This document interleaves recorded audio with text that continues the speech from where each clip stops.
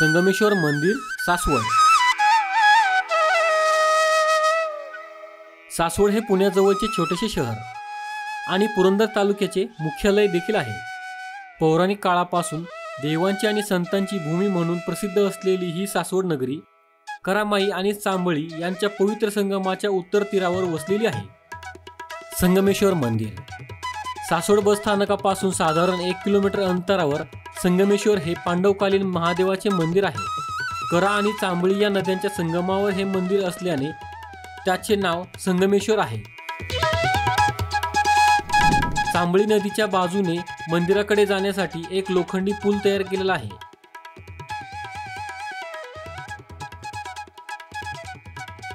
पूल ओलांडून गेल्यावर मंदिराच्या दगडी पायऱ्या लागतात।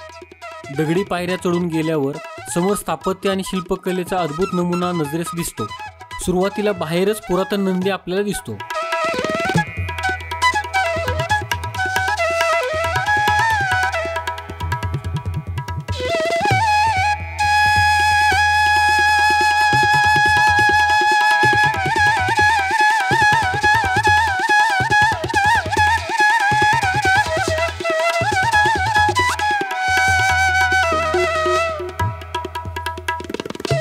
दगडी खांबांवर उभारलेला मंडप, त्याच्या दोन्ही बाजूला दीपमाळा आहे। मंडपात भव्य नंदी आहे।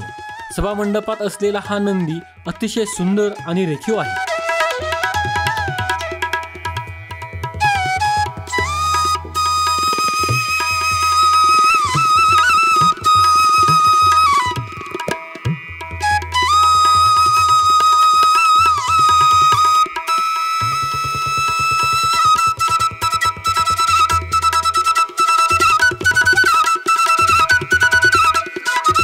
मंदिरातील भागात दगडी कासव आणि मंदिरातील नक्षीकाम सुंदर आहे।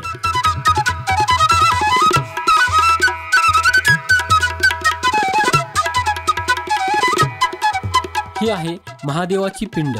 खूपच सुरेख आणि पुरातन ही पिंड आहे।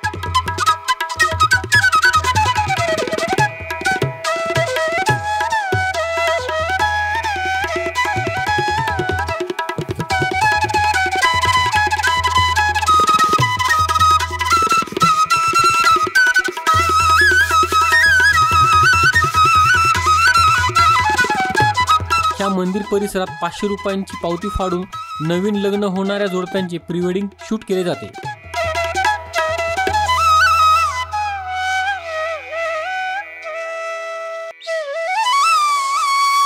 मंदिराच्या परिसरातील तुळशी वृंदावनाची रचना ही कल्पक आहे।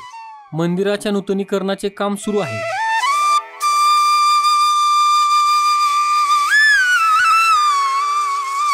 ही समोर करा नदी आहे।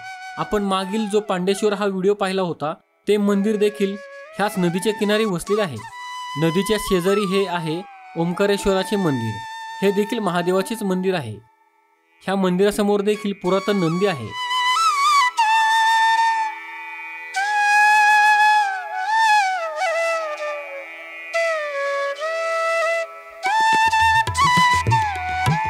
चला तर मित्रांनो, ओंकारेश्वराचे दर्शन घेऊयात।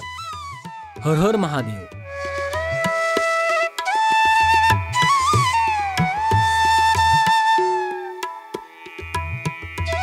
या ठिकाणी अजून एक खडकेश्वराचे मंदिर आहे।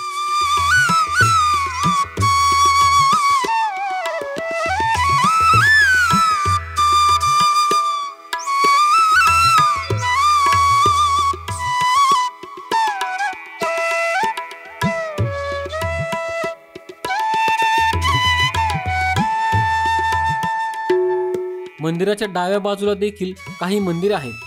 त्यामध्ये हे आहे शनी मारुती मंदिर।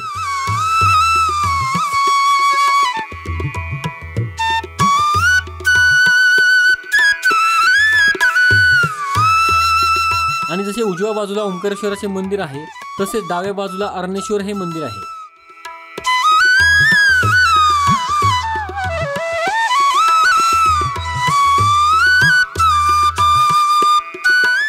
मित्रांनो, या मंदिराच्या शेजारी चांबळी नदीच्या पलीकडच्या तीरावर सरदार गोदाजीराजे जगताप यांची समाधी आहे। तसेच या मंदिराच्या थोड्या पुढील बाजूला बाळाजी विश्वनाथ यांची समाधी आहे।